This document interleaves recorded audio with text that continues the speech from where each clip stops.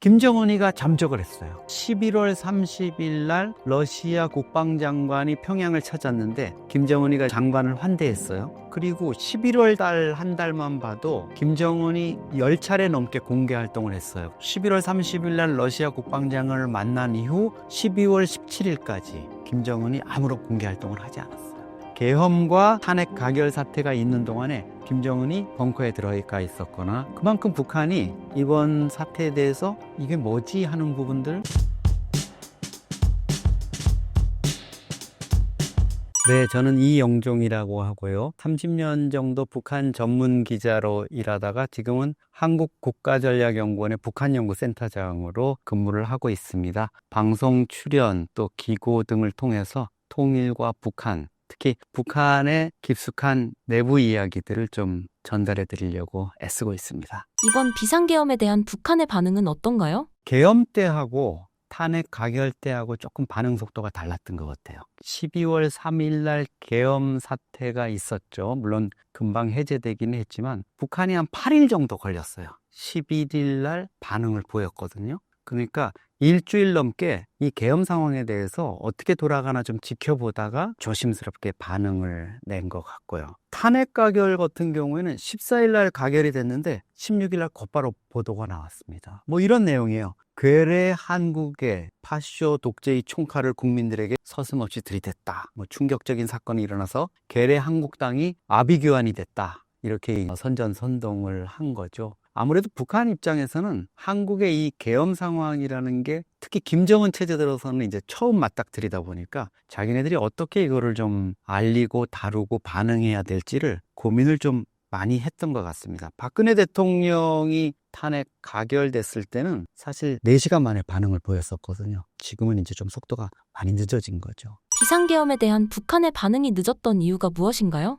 일단은 이번 계엄 사태와 관련해가지고 가장 놀란 게 김정은이었을 것 같아요. 저는 상황 파악이 초기 안 됐을 것 같아요. 우리도 사실 이게 뭐지? 왜 지금 이 상황에 뭐가 있나? 이러고 이제 저는 외교안보를 하는 사람이니까 막 이제 찾아봤을 거 아니에요. 상황이 뭐가 정말 계엄을 할 만한 상황이 있나? 근데 그런 상황이 이제 없었죠. 북한 입장에서는 더 당황스러웠을 거예요. 그때 뭐 우리 군이 미미하지만 어떤 좀 움직임이 틀림없이 있었을 거고, 그날 밤에 우리 공군 전투기들도 막 떠서 이제 경계태세에 들어가고 이러면 북한은 엄청 긴장을 하거든요. 근데 그 야심한 시간에 자기들도 아마 체크를 해봤을 것 같아요. 야, 지금 우리 전방에 뭐 총을 누가 잘못 쏘거나 뭐 아니면 이상한 움직임을 보여서 남측으로 하여금 뭐가 긴장하게 만들 이런 요인이 있어? 해보니까 없었을 거 아니에요? 그러니까 더더욱 이제 긴장을 하죠. 사실 안보 문제나 이런 거 관련해서는 상황이 어떤 심각한 뭐 위험이 있다 이런 거보다는 뭔지 알 수 없을 때 더 불안하거든요.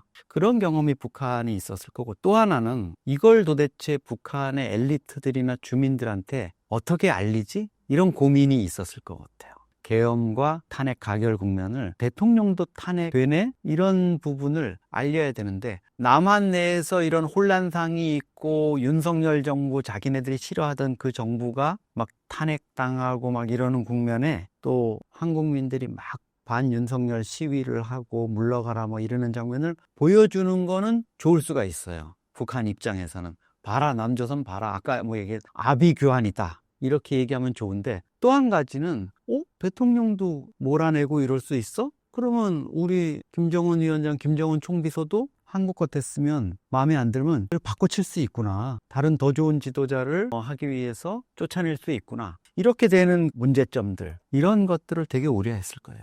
일부 소식통에 따르면 계엄령 선포 이후 북한 당 간부 중 일부가 인민군대가 남쪽을 공격한 것인가라는 반응이 있었다고 하는데 어떻게 보시나요? 그렇죠. 북한 입장에서 보면 당연히 한국의 혼란상은 우리에게 기회다 이렇게 느낄 거예요. 그렇지만 이번 사태의 경우에는 북한이 이렇게 함부로 움직이기가 좀 어려운 상황이 있었겠죠. 계엄이라는 게 워낙 느닷없이 나왔고 금방 또 국회의 가결에 의해 가지고 해제가 됐고, 그 뒤에 국민들의 저항이라든가 이런 것들에 의해 가지고 상황이 비교적 빨리 이제 안정이 됐었잖아요.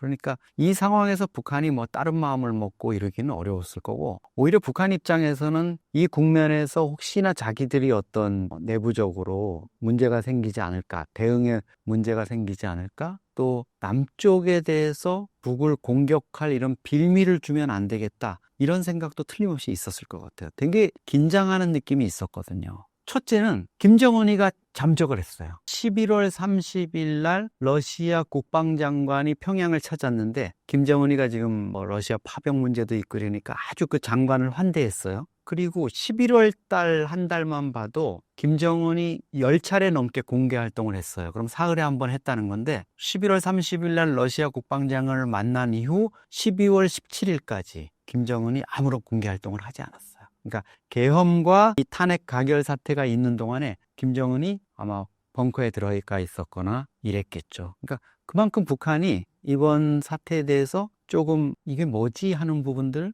해석이 안 되는 부분들 때문에 고민을 했던 부분이 틀림없이 있는 것 같습니다. 12월 17일은 김정은의 아버지인 김정일 국방위원장이 죽은 날이에요. 그날 안 나오면 김정은이 뭐 건강이 이상하다, 유고 아니냐 이런 얘기가 나오니까 당 간부들을 데리고 북한이 이제 금수산 태영궁전이라고, 거기에 김일성하고 김정일 할아버지하고 아버지의 시신을 미이라 형태로 이렇게 보관을 해놨거든요. 거기를 참배를 하는 거예요. 생일날, 뭐 사망일날, 기일날 이렇게 참배를 하는 그런 이제 행사를 해서 김정은의 존재감이 이제 드러나기는 했지만, 그 17일, 18일 동안 잠적을 했다는 거는 김정은이 이 계엄 사태, 탄핵 국면 사태에 상당히 좀 긴장을 한 거다, 이렇게 볼 수가 있습니다. 북한이 비상계엄에 대해 보도한 내용과 보도하지 않은 내용은 무엇인가요? 노동신문이 원래 6면으로 발행돼요. 우리는 신문이 뭐 두껍지만 북한은 정보를 그렇게 알 게 없으니까 6개 면인데, 제일 마지막 6면이 원래는 남조선면이라 그래서 남한 소식을 채우는 거죠. 주로 선전, 선동 이런 걸 하는 건데, 김정은 체제 들어와서 최근에 이제 남북 관계가 안 좋아지면서 남쪽하고 걔들이 이제 상대 안 하겠다 그래 신경을 끄겠다 그랬잖아요. 근데 이거는 신경을 끌래야 끌 수가 없는 이슈죠. 그러니까 계엄하고 탄핵 가결 소식은 노동신문에 비교적 상세하게 실었어요. 그리고 사진도 아주 여러 장을 실었거든요.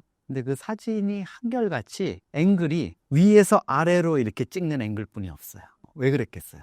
밑에서 위로 여의도를 찍으면 여의도의 그 빌딩, 고층 빌딩이라든가 이런 게 다 드러나잖아요. 그리고 전체적인 앵글을 잡다 보면 그 인파들, 젊은 세대들은 아이돌 공연 때 갔던 이런 형광봉이나 이런 걸 흔들고 막 이러잖아요. 그러면 북한 주민들이 보면 이게 뭐지? 대통령 탄핵 뭐 이런 걸 하는 이런 시위에 저렇게 자유롭게 막 젊은 사람들이 춤도 추고 막 즐거운 표정으로 축제처럼 저렇게 한다고? 이게 또 해석이 안 되는 거예요. 또 그 교통 통제 때문에 밀려있는 수많은 자동차들이 또 드러나잖아요. 그러면 남조선에는 자동차가 저렇게 막 미어 터질 정도로 많구나, 이런 게 있어요. 그래서 사진 중에 유일하게 전경이 나온 게 여의도 앞에 사진이 한 장 있는데, 국회의사당하고 그 앞에 빌딩 정도 이렇게 좁게 이렇게 잡았는데, 왜 그랬냐 가만히 보니까 여의도 국회의사당 바로 앞에 있는 빌딩들은 옛날에 지은 거라서 한 10층 정도 높이밖에 안 돼요. 자기들도 뭐 그 정도 빌딩은 있거든요, 평양에. 근데 이제 여의도에 정말 그 높은 빌딩들, 이런 거는 보여주기 싫은 거죠. 그러니까 북한 입장에서는 남한의 혼란상 뭐 자기네들이 어쨌든 아비규환이라 그랬으니까 그런 걸 최대한 주민들한테 부각시키고 싶은데, 빌딩과 차량 행렬은 드러나면 안 되는, 이런 노동신문 기자들이나 편집자들이 정말 힘들겠더라고요. 한국 민주주의의 수준을 북한 주민들이 상세히 알게 되었을 때 북한 주민들에 미치는 영향은 무엇인가요? 김정은이 수령이잖아요. 당신이 없으면 나도 없다, 이런 거를 어릴 때부터 이제 세뇌를 받는 거고, 북한의 노동신문이나 조선중앙TV 같은 매체에는 사건, 사고 기사가 없어요. 살인, 교통사고, 뭐 어디 화재 이런 게 없어요. 그런데 아주 가끔 화재 사고, 선박 침몰 사고, 광산이 매몰돼 가지고 뭐 광부들이 죽었다는 소식이 실리는 경우가 있어요. 예외적으로. 어떤 경우냐? 배가 풍랑을 만나서 침몰했는데 선실에 걸려있던 김일성, 김정일 초상화를 비닐로 싸서 가슴에 꼭 안고 밧줄로 묶어서 끝까지 지키다가 바다에 떠밀려가서 뭐 숨진 채로 발견됐다. 영웅이다. 끝까지 수령을 결사옹이한. 탄광에서도 마찬가지고, 화재 현장도 마찬가지죠. 김일성, 김정일, 우리 수령님 초상화가 불타고 있어요. 내가 구해야 돼요 하고 뛰어들었다가 장렬히 숨졌다. 나중에 화재 현장에 보니까 초상화를 꼭 안고 있었다. 이런 경우만이거든요. 쉽게 말하면 김정은을 탄핵하거나 몰아낸다는 것 자체가 북한 주민들의 머릿속에는 없는 거예요. 그런 사람들한테 대통령 탄핵이라든가 대통령에 대한 반대 시위라든가 이런 부분들이 전해질 경우에 잘 전해지지 않으면 잘못하면 그게 부메랑이 돼서 돌아온다는 걸 북한이 너무도 잘 알기 때문에 아마 노동당의 선전선동가들, 그 전략가들이 북한 주민들의 의식 수준이나 거기에 정확히 맞춰서 아주 정교하게 이 정보를 가공 편집해서 전달을 하고 있을 거라고 봅니다. 엘리트들과 주민은 상당히 정보에 접하는 그 갭이 있어요. 일반 주민들은 사실 북한 관영 선전 매체가 전하는 거 외에는 아무런 정보를 얻을 수 없는 반면에 엘리트들은 자기네들끼리의 네트워크가 있고 또 해외에 근무하는 외교관이나 상사 주재원, 또 해외 하다못해 식당에서 근무하는 사람들과의 어떤 네트워크 이런 게 있을 수 있잖아요. 전화를 통해서 그런 것들을 노골적으로 얘기할 수는 없겠지만 마침 방문하게 됐거나 이런 경우에 조금 시간차가 있더라도 전달을 받을 거 아니에요. 이런 상황에 대해서 외부의 자극에 눈을 뜨게 되는 거죠.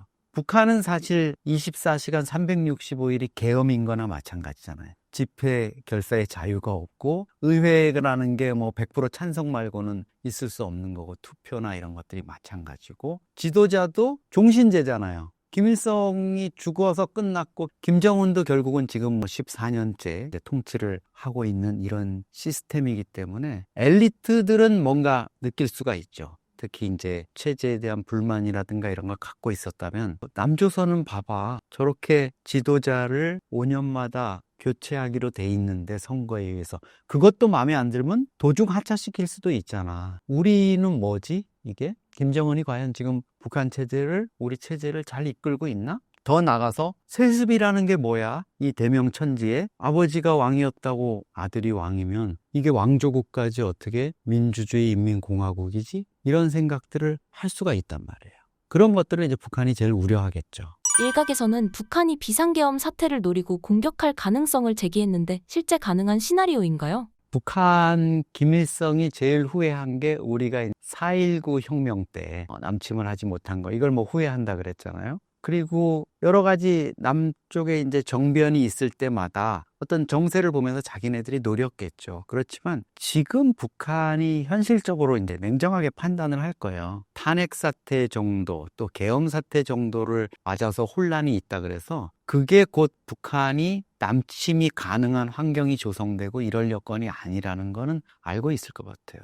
물론 우리가 이번 사태 속에서 많은 군 수뇌부들이 일시에 6.25 사태가 되면서 좀 국방에 문제가 있는 것 아니냐, 대북 대비태세에 문제가 있는 것 아니냐 이렇게 얘기하지만 우리 사회는 사실 사람이 아니라 시스템에 의해서 움직이는 측면이 크잖아요. 그런 점에서 북한이 아마 남침에 엄두를 내기는 좀 어려웠을 것 같아요. 근데 북한은 오히려 이번 계엄이나 탄핵 국면을 보면서 자기네들이 많이 놀랐을 거예요. 김정은뿐만 아니라 북한 군부도. 불행한 일이고 안타까운 일이지만 우리 군 내부에서 계엄이나 이런 거를 좀 주도했던 사람들이 북한을 먼저 좀 어떻게 공격하거나 자극해서 북한이 공격하도록 해서 비상사태, 계엄의 어떤 정당성을 확보하려는 이런 생각을 했다는 그런 거에 북한은 많이 놀랐을 거예요. 그동안에 아마 북한은 한국이 먼저 북침을 하거나 북한에 공격을 하거나 이럴 가능성이 높지는 않다고 봤을 거거든요. 자기네들이 연평도 포격 도발이나 천안함 폭침 도발을 했을 때도 우리가 사실 거기에 대해서 제대로 된 응징을 하지는 못했잖아요. 그런 측면에서 남쪽은 적당히 건드리고 도발해도 그냥 경고만 하지 실제로 우리한테 공격은 못해. 더더군다나 선제 공격을 우리한테 한다고? 이건 얘기 안 되지. 이런 생각을 했을 텐데 이번에 아마 사후에 드러났지만 시나리오나 이런 걸 보면서 남쪽의 일부 군부 세력들이 저런 생각도 했었네? 저게 현실화됐으면 우리도 어떻게 했어야 되는 거야? 이런 식의 좀 고민이나 우려를 하면서 아마 상당히 가슴을 쓸어내렸을 것 같다 이런 생각도 듭니다. 이번에 사실 진실 여부를 알 수 없지만 저는 이제 안보 문제, 대북 문제를 하는 입장에서 이번 계엄을 주도한 사람들, 그리고 또 여러 가지 그 관여했던 사람들이 범한 가장 좀 잘못은 우리 국민들이 북한에 대해서 가졌던 어떤 그런 기존의 인식들 있잖아요. 남북관계에 대한 기본 틀, 이런 것들에 대한 신뢰를 무너뜨린 거야. 그러니까 우리 군은 북한의 도발, 호전적인 북한 체제의 도발에 대해서 응전을 하고 수세적인 국면에 하고, 물론 우리 국민의 생명을 위협할 정도 되면 우리도 거기에 대해서 반격을 하고 응징을 하고 뭐 하지만, 우리 군 내부 아니면 정권 차원의 어떤 안위를 위해서 대통령의 어떤 그런 독단적인 지시에 의해서 북한을 자극해가지고 도발을 유도한다? 이거는 엄청 위험한 생각이잖아요, 사실은. 그리고 자기네들의 이해관계나 이익을 위해서 국민들의 생명을 정말 위험에 몰아넣고 남북관계를 긴장으로 빠뜨리는 이런 일이고, 지난 10월에 있었던 평양 상공에 무인기가 나타났다는 사건에 대해서도 많은 우리 국민들은 북한이 무인기가 나타나서 김정은 반대 전단을 뿌렸다 그럴 때도 그게 우리 군의 소행이라고 생각하지는 않았어요. 북한이 자작극을 했거나 또 뭔가 또 이상한 짓을 북한이 꾸몄거나 이렇게 했는데, 물론 지금 아직 사실이 드러난 거는 없지만 북한이 남조선 군부의 소행이다 뭐다 했던 것들이 국민들 입장에서는 야, 이거 우리 정부나 군의 발표를 앞으로 계속 이제 믿어도 되는 거야? 내지는 혹시 우리 군이 정말 자극해가지고 어떻게 한다 그러더니 그것도 우리가 보낸 거 아니야? 이렇게 된다면 국민들이 이제 앞으로 정부나 군을 어떻게 신뢰하냐고요. 그리고 북한의 주장이 거짓이라고 우리가 어떻게 단언하고 거기에 대해서 비판적인 생각을 가질 수 있겠냐고. 저는 그것도 정말 이 사람들이 잘못한 부분이라고 생각을 합니다. 최근 드론에 피해를 입은 북한군 영상이 공개되었는데 어떤 내용인가요? 기본적으로 지금 우크라이나 전장 상황, 쿠르스크 지역 격전지라는 한겨울이에요. 엄청 추워요. 그리고 평원이에요. 우크라이나 국기가 보면은 파란색하고 아래 노란색이잖아요. 노란색이 밀밭이잖아요. 그게 밀밭을 상징하죠. 그만큼 대평원이에요.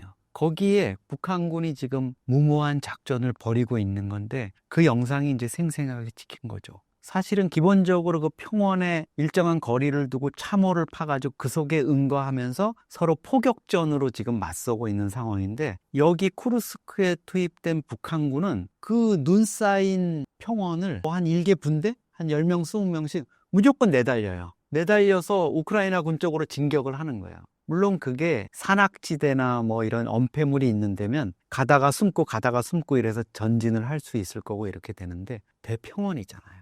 그리고 적어도 이런 설상에서 눈 위에서 작전을 하면, 저도 군 생활을 해봤지만 하얀 스키복이라 그러는 위장복을 입어요. 하얀 옷을 입으면, 눈 위에서 아무래도 하얀 옷을 입으면 식별이 되기가 쉽지가 않잖아요. 근데 그냥 군복을 입고 내달리니까 러시아 쪽을 향해서 이렇게 겨냥하고 있던 우크라이나 군의 어떤 포격이라든가 총격도 있지만 기본적으로 드론이 날아가는 거예요. 드론이 날아가서 다 북한군을 한 명 한 명 추적해가지고 다 터트려가지고 죽는 그런 상황이 지금 생생하게 중계가 되고 있잖아요. 그리고 가끔 이제 나무 같은 게 있더라고요. 덤불 같은 게. 거기에 숨어도 아무런 소용이 없어요. 찾아내가지고 다 들어가거든요. 근데 북한 군인들은 교육을 받았는지 어떤지 모르지만 이 드론에 대한 기본적인 이해가 없는 것 같아요. 드론이 그냥 날아와서 꽂혀가지고 자기가 그걸 피하면 되는 줄 아는 것 같더라고요. 움직임을 보니까. 근데 안 그래요. 지금 우크라이나 군이 쓰고 있는 드론은 그냥 뭐 10만 원, 20만 원짜리 드론이 아니고 하나에 그래도 적어도 몇백만 원 하는 드론이고, 거기에 열 추적 장치, 그러니까 탱크나 뭐 전차에서 내뿜는 열뿐만 아니라 사람의 체온까지도 감지해서 사람이 도망가도 그 체온을 쫓아서 가가지고 그 지점에 닿아서 폭발을 하게 돼 있거든요. 그러다 보니까 지금 북한군의 희생이 엄청나게 늘어나고 있습니다. 현재 북한군 파병 상황이 어떤가요? 북한군의 러시아에 투입되기 시작했다는 게 알려진 거는 이제 10월 18일 국가정보원이 국회 정보위에 보고하면서 알려졌고요. 전체 병력 규모가 한 11,000명 정도인 걸로 파악이 되고 있습니다. 그런데 초기에는 북한군이 뭐 훈련을 받고 있다, 아니면 후방 지역에 배치가 됐고 전방에는 거기 후방을 지키던 러시아군이 전방에 배치된다. 이렇게 일각에서는 주장이 됐는데 그건 사실이 아닌 걸로 지금 드러나고 있고 최격전지인 쿠르스크에 북한군 전투병이 집중 배치가 돼 있어요. 그리고 러시아군 지휘관 밑에 배속이 돼 있기 때문에 군 지휘관들이 아마 러시아군을 투입하기에 앞서서 이 우크라이나 지역의 북한군을 먼저 제일 앞세워서 총알바지식으로 투입을 하고 있는 것 같아요. 그래서 북한군 규모는 아직까지 추가 병력 투입은 없기 때문에 11,000명 정도가 유지가 되고 있는데 지금 그 가운데 사상자 수가 급증하고 있어가지고 조금 아마 북한 또 러시아 측이 거기에 대한 대응책을 세우고 있는 걸로 이렇게 알고 있습니다. 최근에 공개된 사진 중에서 제일 안타까운 거는 북한의 한 병사가 그 품에 안고 있던 자기 신분증. 근데 그 병사의 이제 시신까지도 같이 공개됐어요. 이대혁인가 하는 이름까지도 공개가 됐고 아주 젊은 병사인데 바로 이제 왼쪽 가슴 이 부분에 총알이 관통을 했더라고요. 그래서 아마 이 군복의 앞주머니 이 부분에 그 신분증을 넣고 있다가 신분증이 총알에 의해서 관통이 되는 그래서 그 신분증이 이렇게 펼쳤는데 피 묻은 이 총이 뚫고 지나간 자리까지 있어요. 그리고 이 북한군은 원래 북한 파병이라 그러면 자기 국기를 달고 자기 부대 마크 또 자기 부대 지휘관 아래 독자적인 작전을 해야 되는데 북한은 지금 그런 게 아니라 러시아 군인으로 위장을 해가지고 투입을 하고 있잖아요. 비밀 파병이죠. 용병 파견. 그러다 보니까 이 친구들한테 러시아 신분증, 러시아 지역에서 마침 태어나서 자란 것처럼 신분증이 다 만들어져 있고 이름도 러시아 이름으로 다 돼 있어요. 그런데 거기 서명란에는 이 병사들이 직접 자기 이름을 썼는데 그게 이제 한글로 돼 있는 거죠. 그래서 친구들이 북한 군인이다. 그리고 자기 이름으로 쓴 거 이런 신분 등이 드러난 거예요. 그래서 너무 저는 그 사진을 보면서 사실 마음이 아팠죠. 어린 친구들이 정말 낯선 이국에 한 번도 북한 주민들 중에 외국에 가서 뭐 비행기를 타고 외국에 나갔던 친구들이 어디 있겠어요. 근데 처음 해외로 나가서 그 북한 땅과는 너무 다른 그 추운 황야에서 무모한 작전에 내몰렸다가 드론이나 또 총격에 의해 이렇게 사망한 모습을 보면서 너무너무 좀 마음이 아프더라고요. 북한군 피해 실태는 어떤가요? 북한군 피해는 지금 급증하고 있는 것 같은데요. 12월 23일 날 합참이 전 사상자가 1,100명이라 그랬어요. 그러면 11,000명 투입돼가지고 10%가 죽거나 다쳤다는 거잖아요. 근데 같은 날 젤렌스키 우크라이나 대통령은 3,300명을 자기네들이 사상자를 냈다. 물론 젤렌스키는 지금 자기네들의 어떤 전쟁 실적, 전황이 자기네들한테 유리하게 된다는 걸 하기 위해서 북한군의 부상자 숫자를 좀 부풀리거나 하는 심리전 차원에서 하고는 있는데 10%가 전사상자라는 것만 해도 엄청난 숫자죠. 그리고 북한은 전사상자에 대한 어떤 노출조차도 좀 꺼리는 것 같아요. 국로가 아마 합의를 한 것 같은데 현지 야전에서 치료를 받거나 호송을 하거나 이러질 않고 쿠르스크 지역의 민간 병원에 민간인 옷을 입혀가지고 경상자들은 가서 치료를 받고 이러다 보니까 쿠르스크 지역의 병원에서 관련 영상이 공개되기 시작했어요. 민간인복을 입고 있는 북한인으로 추정되는 병사들이 손에 붕대를 감고 있거나 머리에 이렇게 붕대를 감은 상태로, 그러니까 그 정도면 전쟁에서 입은 상처로는 비교적 가볍다고 봐야 되겠죠. 그런 모습들이 공개되고 있고 원래 한 12월 초까지만 해도 100여 명이 사상자가 발생했다 이렇게 우리 정보당국에서 했었는데 12월 하순이 되면서 그게 1,100명이 됐고 젤렌스키 대통령의 언급이나 이런 거 보면 전쟁 상황이 격전으로 치닫게 되면 부상자가 늘어날 걸로 보입니다. 1월 20일 날 트럼프 2기 행정부의 출범. 트럼프 대통령이 자기가 집권하면은 우크라이나 전쟁을 끝내겠다 그랬잖아요. 그러니까 아무래도 이제 푸틴에 대한 압력도 있을 거고 이미 저는 트럼프 대통령이 취임 이전부터 러시아 측에 어떤 압박을 넣고 협상을 시작했다고 보고 있어요. 그런 의미에서 우크라이나하고 러시아는 어차피 지금 종전이 되게 되면 현재의 전선을 기준으로 해서 휴전선이나 국경선이 설정될 가능성이 높거든요. 그러다 보니까 이제 우크라이나나 러시아나 한치도 물러서지 않고 지금 모든 포탄이라든가 무기를 동원해가지고 쏟아붓고 있는 상황.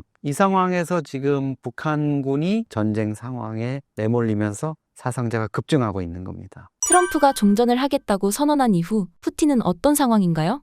푸틴은 트럼프의 재집권으로 인해서 트럼프가 지금 종전을 원하고 있고 이런 상황이고, 트럼프도 3년이 이제 돼가는 이 우크라이나 전이 장기화될 경우에 러시아 경제에 미치는 영향이라든가, 러시아 국민들이 지금 이 징병, 너무 많은 병사들이 지금 죽고 있으니까 그런 거에 대한 불만, 이런 것들이 있기 때문에 트럼프의 중재, 휴전, 종전 중재를 받아들일 가능성이 높은 것 같아요. 다만 지금 자기네들이 차지한 우크라이나의 땅을 돌려줄 생각은 전혀 없는 것 같아요. 그게 원래 자기네들의 영토였다고 생각하고 전쟁으로 인해서 되찾았고 이렇게 생각하고, 또 우크라이나가 지금 진격해 있는 쿠르스크, 러시아 영토인 쿠르스크 지역에서는 최대한 이제 우크라이나군을 밀어내서 가능한 한 러시아 측에 유리한 국경선을 확보하겠다, 이런 부분이 있는 거고, 그 과정에서 푸틴 입장에서는 김정은이 너무너무 고마운 거죠. 지금 이 막판에 병력도 지원해주고, 또 최근에 외신 보도를 보면 김정은이 북한에 있는 200여 개의 군수공장을 풀 가동해서 포탄을 지금 만들어서 러시아에 제공하고 있다고 하니까, 푸틴 입장에서는 지금 북한을 든든한 뒷배로 삼아가지고 종전 시점까지 최대한 자기에게 유리한 상황을 만들기 위해서 전쟁에 집중할 것으로 보입니다. 향후 북한군 추가 파병 가능성에 대해서 어떻게 보시나요?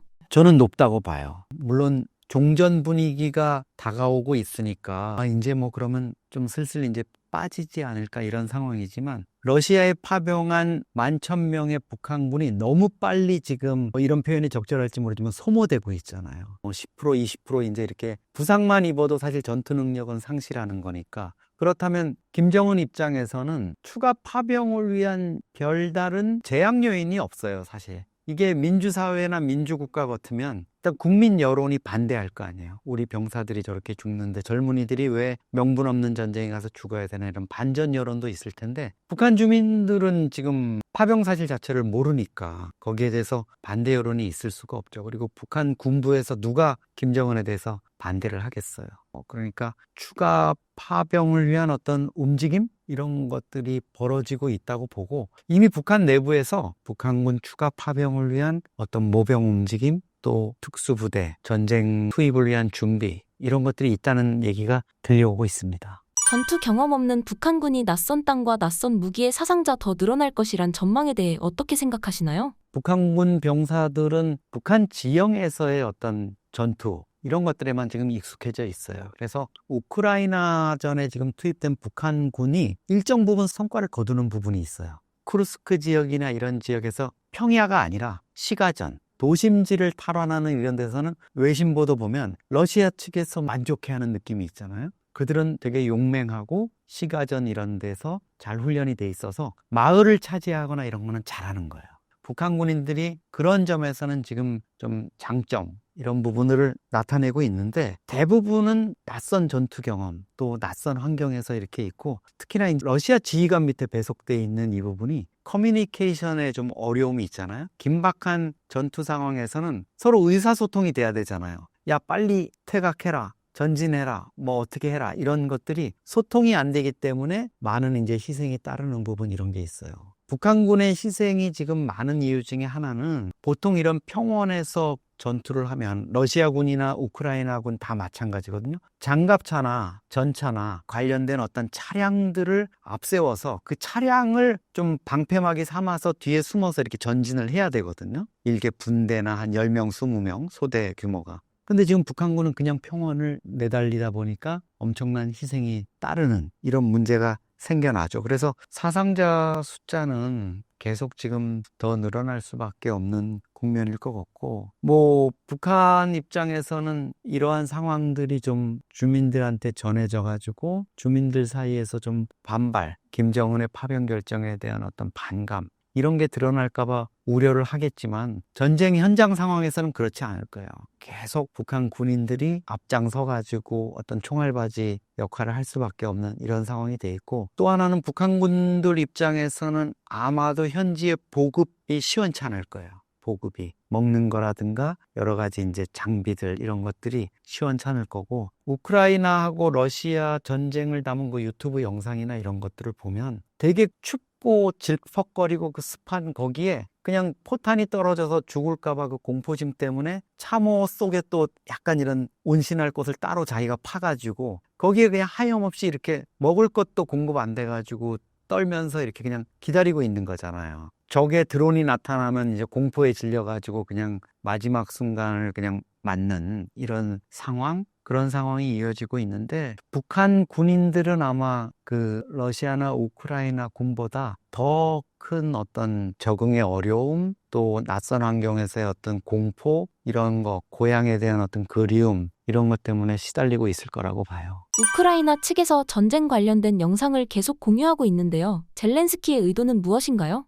젤렌스키 대통령 입장에서는 한국이나 서방에 더 많은 지원이 있기를 바라는데, 특히 그러려면은 북한군이 전쟁에 참여해가지고 우크라이나를 공격하고 있다, 러시아를 돕고 있다는 거를 기정사실화하는 게 되게 중요해요. 다 알고는 있는 얘기지만 그 상황을 생생하게 영상으로 입증하거나 증거를 제시하려고 하고 있는 거죠. 그래서 우크라이나군은 젤렌스키 대통령부터 전면에 나서가지고 북한군의 피해 상황이나 이런 것들을 우리 한국의 정보당국이 파악한 것보다 훨씬 더 부풀리거나, 또 북한군의 어떤 전투 능력 이런 것들을 좀 과대하게 얘기를 하거나, 이렇게 해서 자기네들이 위협받고 있다는 메시지를 계속 보내고 있어요. 미국이나 한국으로부터의 어떤 공격용 무기, 살상용 무기 지원을 염두에 둔 것 같은데, 이게 이제 젤렌스키 입장에서는 지금 어려워졌죠. 바이든 대통령은 그런 부분에 대해서 좀 적극적이었는데, 트럼프 대통령은 거기에 대해서 지금 반대하고 종전을 시키려는 입장이니까 어렵고, 한국도 사실 윤석열 대통령은 그런 부분에 대해서 북한의 어떤 위협이나 이런 게 좀 높아지면 지원할 수도 있다, 검토한다 이랬는데, 지금 탄핵 국면이나 이런 부분으로 들어가면서 그런 부분이 어려워졌죠.